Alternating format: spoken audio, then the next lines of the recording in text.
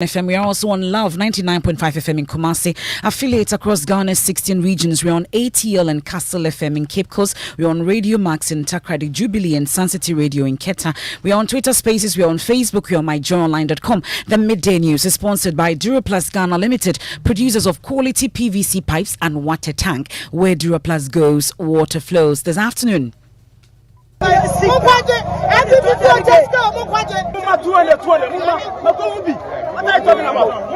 It's been 5 hours of voting at Asin North, and already the accusations and counter-accusations of vote buying. But the process has so far been smooth, despite some initial scuffle observed at some centres. There is absolutely no evidence from where I've been. As you've also heard. I heard when I came to Breku here. They are losing this election. No matter what, they are going to lose. And Question is going to win at the end of the post. This is your election headquarters, and our men are on the ground with a bird's eye view of all that is happening in the constituency. We'll take you live. Also, Fitch Solutions says adherence to the implementation of the IMF 3-year program will limit the risk of social instability in 2024. But the former minority leader says the economy is far from a rebound. Economic redemption practically impossible under Nana Addo Dankwa Akufo-Addo. The economy is gone, businesses are gone, the Ghanaian private sector is gone.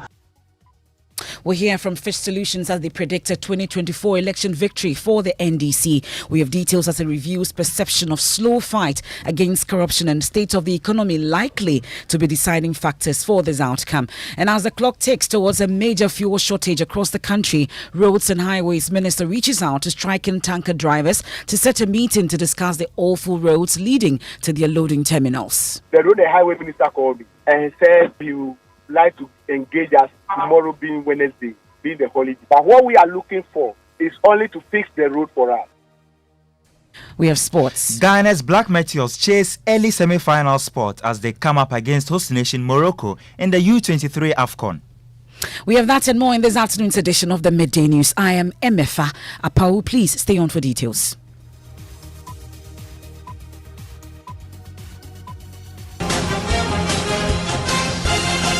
This is your election headquarters.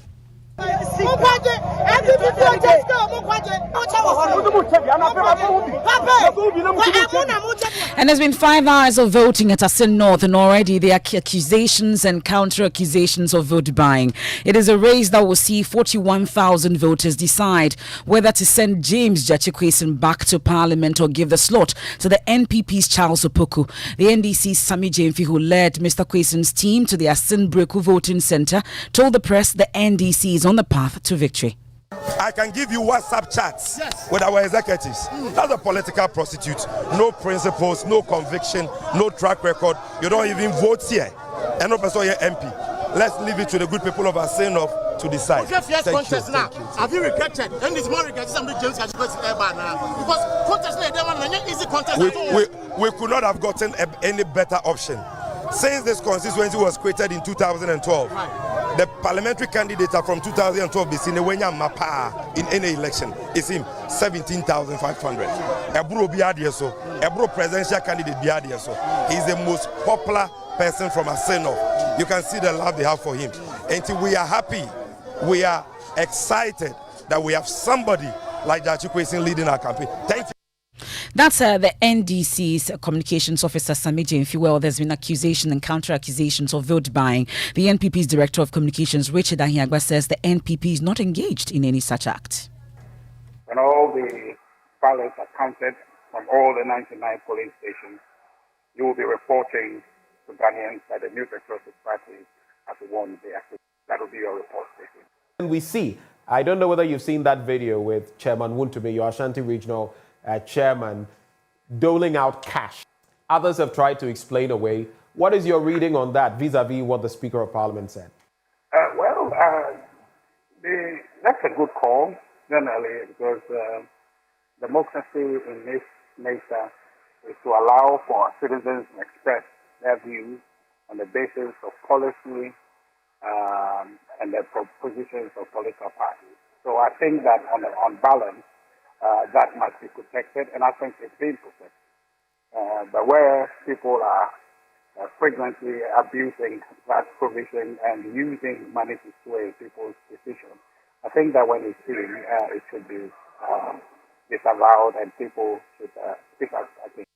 That's Richard Ahiagba, Director of Communications, earlier on the AM show. We'll bring him back shortly, but first, let me touch base with my colleagues, Richard Kojunyako and, of course, Ohiming Teria, who are covering this by-election for us. I'll start with you, Richard. Well, let's talk about the exercise so far. Over 5 hours, we've heard accusations and counter-accusations of vote buying, amongst others. What can you report? Well, so what I can report is that, well, generally, it's been very smooth. The security has been on top of their game. In fact, they have averted occasions or situations where there could have been some chaos. In fact, there were some exchange of blows, heated arguments, and all of that. But generally, all the people, all the big wigs that have passed through to observe the situation or the process have indicated that they are excited about the way it's going. For Professor Jena Nopokwajima, the 2020 NDC running mate, she intimated that if this is the way it's going to go, then she is really happy. I've seen a lot of people. So the big men that used to be in Accra, they are all here with us, Emefa. Yeah, right up to the time the elections are over, from counting to the declaration. What I'm saying is that we want everything to be open, we want everything to be fair. People coming here should exercise their own mind. They are the ones who live here. They are the ones who know what has happened. Well, that's Professor Nana Jane Opoku-Agyemang interacting with you, Richard. We've also been interacting with some constituents. What exactly are their concerns today?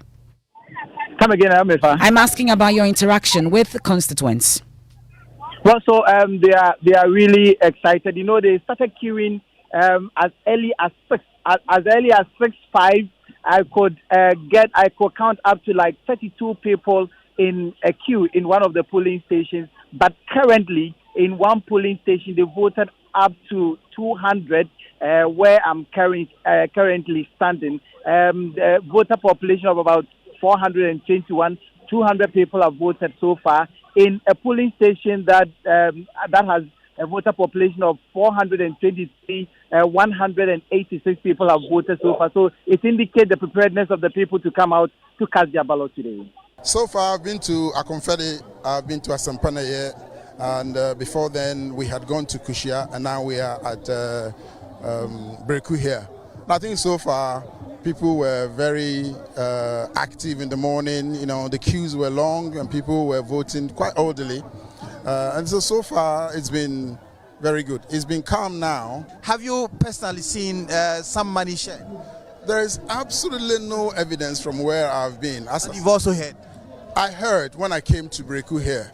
But then the person who was making the allegation, I specifically challenged, because I'm an observer, challenged the person that, look, let me have the evidence, or you can take the evidence to the police.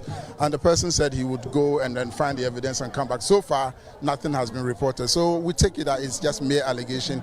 Question is more than them. Why are you saying that? Because question is going to win. What makes you believe that question is going to win? Looking at the grounds, a lot of people are poised to vote for question. Everything shows clearly that question is winning. Then if MPP want to do development, you don't wait till the voting day that you do development. Show clearly desperation are setting for MPP. They are losing this election. No matter what, they are going to lose. And question is going to win at the end of the post. Look at the message in the mouth of most of the voters now. Everybody is expecting a by-election in his or a constituency. Because the person knows that when there is a by-election, definitely that person is going to see a development. That should not be the case. This government has been the most fortunate government. Taxes also all over, but we are not seeing any development. Some voters in Asin North interacting with Richard Kojunyako. Ohiming Teria is also on the ground for us. So, Ohiming, I know you visited a number of the polling stations out of the 99 that we have. Tell us what the situation is and where you've been exactly.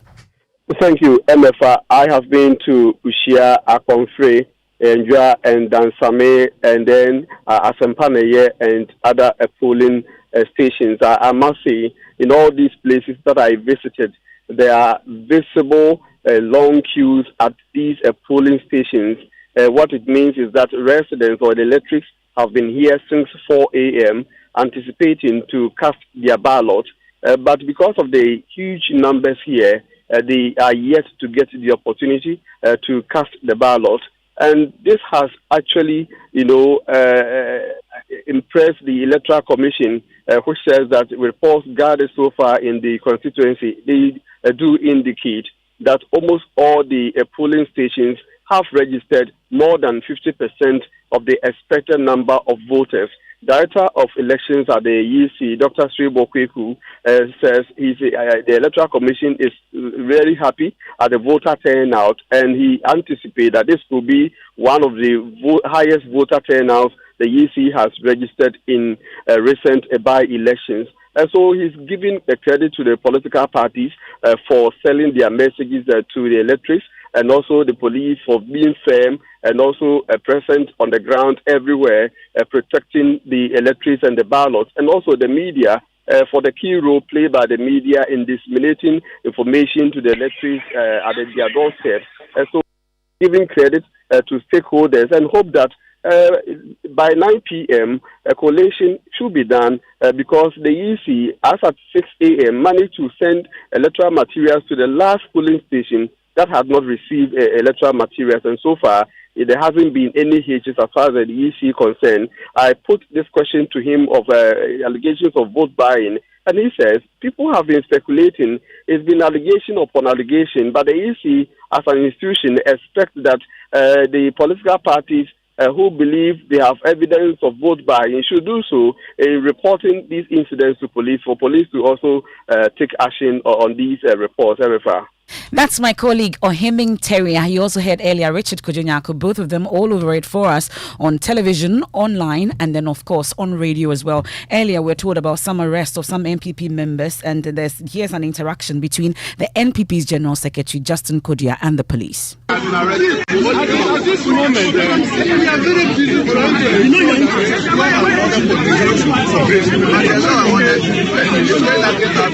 agent has been arrested. And the third thing, all this tension is happening in the stronghold of the NPP. You go, they are coming from the place is calm, there are no issues there, there are no problems there. But how come in all our strongholds we are having issues there? Why? Is that deliberate? You've arrested an agent, you have arrested 3 of our people. What is happening?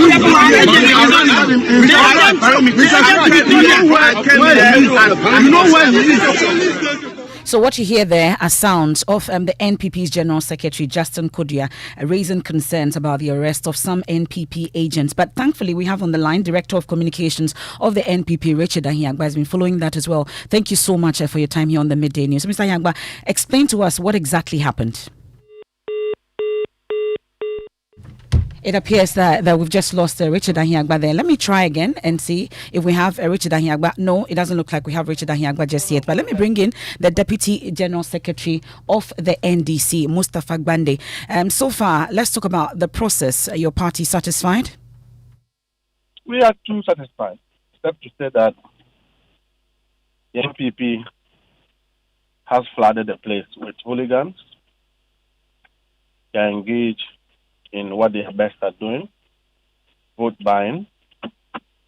As we speak, a team led by the National Youth Organizer have vested an MPP tag wearing military uniform, and police have taken over. We've made a statement and he's put in custody. We've seen a couple of them going around. We are told that Gabi Asari Ochuda, who is going around, but we are tracing to get their location and to find a way of arresting them. One to me is also carrying tax. They go to NDC strongholds and attack people, but so far they've been contained. And so vigilance is working. We ourselves are doing what we are supposed to do as a party in our own right. We've made it very clear to them that we will be law-abiding, but if they attack, we will not hesitate. But all these allegations that you make publicly, I'm sure that you've drawn the attention of the police to it, correct? We have done so, yes. The police are fully in charge of the process. We have no suspicion in our mind that they are not doing what they are supposed to do, except that our people in the other side will not show themselves of what they know how to do best, and that is to always attack. And we have made it very clear that we are here to do only one thing, election, and that is what we are here for. NDC is law-abiding. We will not take the law into our own hands, but we will not also allow ourselves to be intimidated. So far, the process is ongoing. I'm grateful for your time. That's the Deputy General Secretary of the NDC, Mustafa Gbande there. Well, Richard Ahiagba, currently also on the Joy News channel, but we'll try and reach him. You heard that earlier interaction between the NPP General Secretary, Justin Kodria, and the police, raising concerns about some arrests of their agents, and also raising the concern that it appears that the police are concentrating on the NPP stronghold, amongst others. Let me bring in Richard Ahiagba now, joining us on here on the Midday News. Thank you so much for your time, Mr. Ahiagba. So I was asking earlier for you to clarify for us. We had an interaction between your General Secretary and the police on some arrests. What exactly is happening? Hello, how are you? Mr. Ahiagba, if you can hear me, I'm asking about the arrest of some of your agents earlier. As to what exactly happened, that's the question we're asking, sir. Okay. Hello, Richard Ahiagba. We'll try and get his attention, and I'm sure that there's a lot happening where he is, so we'll get his attention shortly and get some clarification on what exactly is happening regarding the arrest of some NPP agents and the concern that has been raised by the NPP on the police concentrating on their strongholds. Mr. Ahiagba, can you hear me now? Yeah, but very faintly. Okay, I'll try again, and I'm sure you can hear me. I'm asking about some arrests that we're told was made earlier by the police involving some of your agents. What exactly happened? Right, I've heard the report generally. I haven't acquaint myself with the particulars of it, but I understand generally that some people belonging to us have been arrested, and we have an officer, the regional secretary for Central Region, is attending to that matter as we speak. Do we have any indication as to why they were actually arrested? I'm not very familiar with the details of that. I can get back to you on that.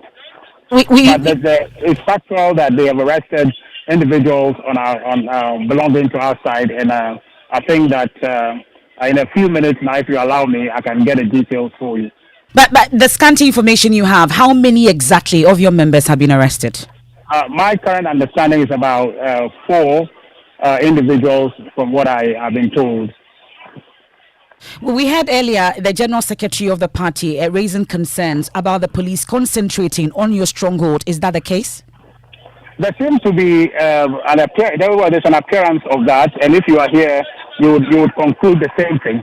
The idea generally is that in our strongholds, I think there are 2 instances that I'm very familiar with at this time that confirmed what I was there. The NDC is mobilized in a very systematic way to create a hostile environment, preventing people to come out and vote. And as I speak to you, there's a polling station for the last 1 hour. Initially, they started coming out of 11 or so, or 10 something when I got here. They had voted about 270 something. And last time I went to check, it was only risen up to 282. That tells you that people are being prevented from coming out to vote because of the hostile environment created. And we think that this is intentional deployment of the NDC to ensure that they suppress the vote in our stronghold. And all we are calling the police to do is to ensure that they provide security the way they promised, that they will bring men here, some 800 men that are here, right where I am. I don't see the work they are doing to justify their numbers. But what when you say intentional deployments by the NDC, what do you mean? Is the NDC deploying the police? I'm not talking about police deployment. I'm talking about deploying of their people to be at the polling station around where I am, Beku Methodist Park.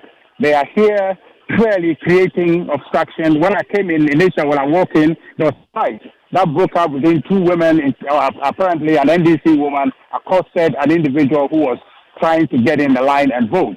And that, took about 10 or so minutes to resolve. And this is what the NDC is doing. They have amassed people. This started from yesterday, where media interviews were taken over. Your own colleagues from Adum will tell you the interviews they are doing here on the ground was hijacked. The NDC people were standing on the fence, screaming and hooting at people.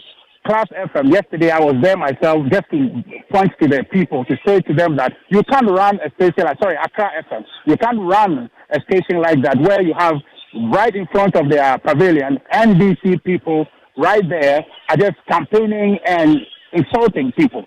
Right? And we went there, they hooted at us and we're doing all manner of unacceptable things. So what I'm saying, the deployment is not police deployment. I'm talking about getting their people to intimidate people. And all these concerns have been raised really with the police. Their democratic rights. Mr. Yangba, you've drawn the attention of the police to these concerns that you're raising right now. We have. But the performance is not matching up. We have. But so far though, away from these concerns, I know there have been accusations of vote buying amongst others. Mr. Ayagba, if you can hear me, I'm asking that apart from these concerns that you're raising though, you've been visiting up to the 99 polling stations. So how would you describe the process so far? Well, I'll be honest with you. I've been at less than 30% of the polling stations because where I am now has 3 polling stations, and the happenings here have detained me here for some time. For the past 2.5 hours, I've been at this polling stations, about 3 polling stations on the same premises. I've been detained here because the happenings are not desirable, and I think that we've been addressing the issue with the police, and we want them to measure up with the security expectations that we have of them. But currently, I hear that in other places where it's perceived to be NDC strongholds, people are going about their voting freely. Nobody's impeding them, nobody's harassing them. But in our strongholds, it's an intentional effort to try and intimidate people, create a hostile environment to deter people from coming out freely to vote. Okay, we are grateful. That's Richard Anyangba, is the communications director of the NPP, and the accusations and counter-accusations continue. And my colleagues, Richard Kujunyaku and Ohiming Terrier, are on the ground for us and will be checking these facts. So we know that the police do not speak to the media, so we are unable to verify some of the claims that have been made so far by the 2 main political parties. But let me take you to Parliament now.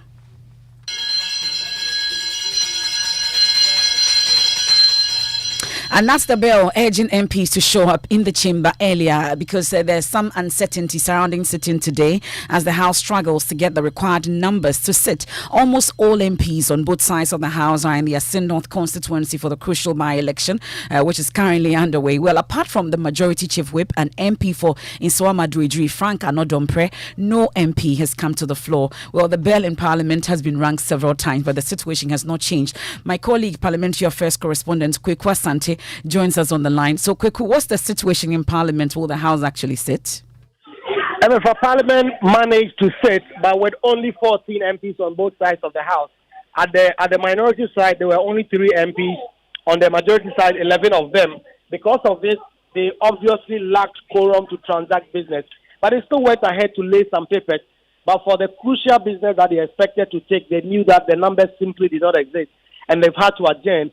Also, we've been trying to speak to the majority leader. I've been asking him, did he not foresee that this was going to happen so that Parliament would not have even sat today? But he said that there were crucial business. Parliament is a national assignment. It is the same thing for the Asin North by-election. So they expected that some MPs would have stayed behind. He was a little bit taken aback that almost all the MPs on both sides of the House have now traveled to Asin North, so much so that there were only 14 MPs on both sides in Parliament today. The House has now been forced to adjourn because the numbers did not exist to Thursday.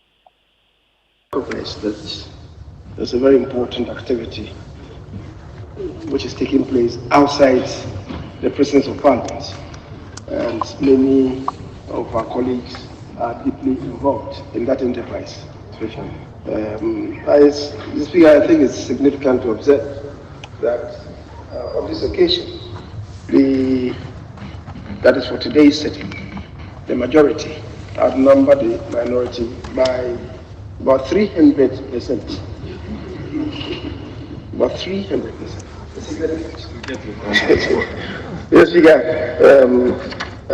So for the questions, I guess we stand the questions down and deal with just the presentation of papers. And when we are done, I believe we may take an adjournment. So, Speaker, I would plead that we alter the business for today and deal with the presentation of papers. Now, Kaku, I'm sure this is the Osechi Mensabunsu explaining to you why they did not foresee this, but the minority side, what exactly do they have to say to all this?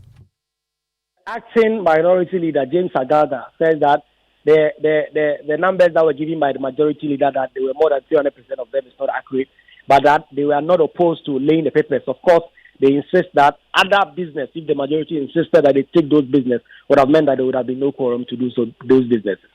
Leader of the House says they have outnumbered the minority by over 300%. The Speaker, I'm not sure that statement is very accurate. As Mr. Speaker can see, the Honorable Kudu is here. I'm representing, I'm the available leader. My brother is here with me. And so our numbers are increasing. I'm sure by the time we write. But Mr. Speaker, that said, it's obvious that we are not properly constituted to transact any meaningful business. But before we even get to the point of taking those objections, if it's about the presentation of papers, I don't think that should cause us any injury. And so we may yield, and then we can do the presentation. So this is how the House adjourned. The 29th of June at 10 o'clock in the forenoon, as we move the Speaker. Yes, Mr. Speaker, I second the motion ably moved by the majority leader. Honourable members, the motion for adjournment has been moved and seconded. All in favour of the House adjourning now say aye. All against say no. The ayes have it. The House is accordingly adjourned till Thursday, June 29th, 2023 at 10 o'clock in the forenoon. And this is your election headquarters. Let's take a look at how Asin North voted in the last election as we look into the results later today for that crucial by-election today. Joseph Akabli of our political desk joins me in studio with the details. What does it look like?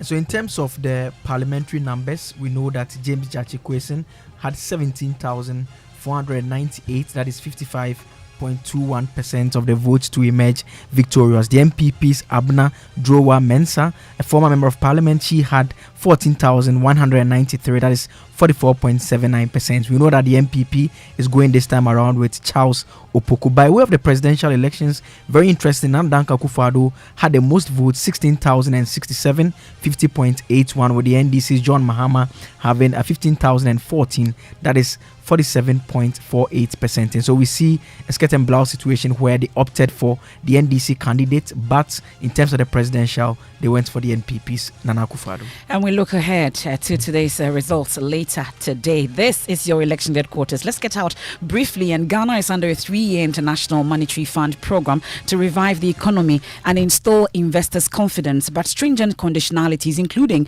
a freeze on employment, imposition of taxes, upward adjustment of utility tariff, among others, could result in social instability. But the latest report on Ghana by Fitch Solution is downplaying the impacts the IMF deal will have on the country. My colleague Elton Brobe joins me in studio with more on this, plus the prediction that the NDC is most likely to win the 2024 elections. Elton, what is the Fitch assessment of the IMF program on the country so far? So, if in brief, the solution says that they believe the IMF assistance will improve economic conditions in Ghana and therefore limit risks to social stability in 2023 and 2024.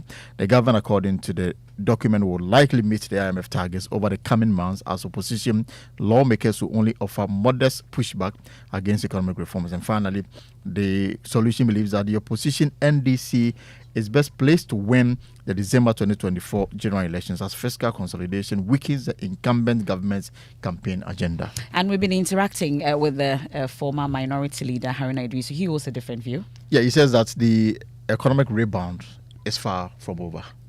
Ghana and a future NDC government may necessarily have to renegotiate this 3-year IMF ECF for good reason, because the Ghanaian economy, as I look at it with a critical eye and view, will only recover post Nana Addo Dankwa Akufo-Addo as president. We have a full interview subsequently, and this is how we end today's edition of the Midday News here on Joy 99.7 FM. And let's bring in the head of our political desk. Is bringing us all the details in terms of our coverage for today on Asin North. What does it look like? So from 7 p.m. we're going to be doing the results show from 7 all the way to 9. Mm-hmm. And then 9 p.m. we'll do the post-results analysis show. Winston will join me. You see Blair also doing some analysis around. I mean, I know he's been doing a lot already in the evening as we do the post. We are hoping that by 9, the results would have been declared. And I heard our reporters on the ground say that ECA told them that they're hoping that by 9 also. So we'll have the results show, and then we'll have the post-election analysis also from 9 all the way to 10. So we are going to be there until... We are making room for more time because when absolutely. says 9... Absolutely. You know, this is Ghana, and this is a crucial by-election. But we're going to go all the way until the results are known, and then give ourselves some time to do some post-analysis as well. Okay, thank you very much, Evans, and our condolences once again. And just before we go, more stories making the headlines. Fitch Solutions says adherence to the implementation of the IMF 3-year program will limit the risk of social instability, and also a major boost for the opposition NDC. They predict a 2024 election victory for the party. And as the clock ticks towards a major fuel shortage across the country, Roads and Highway Minister reaches out to striking tanker drivers to set a meeting to discuss the awful roads leading to their loading terminals. You can get that and more on myjoyonline.com. I am Emefa Apawu. Living Word with Pastor Mensotable is up next. Please do stay.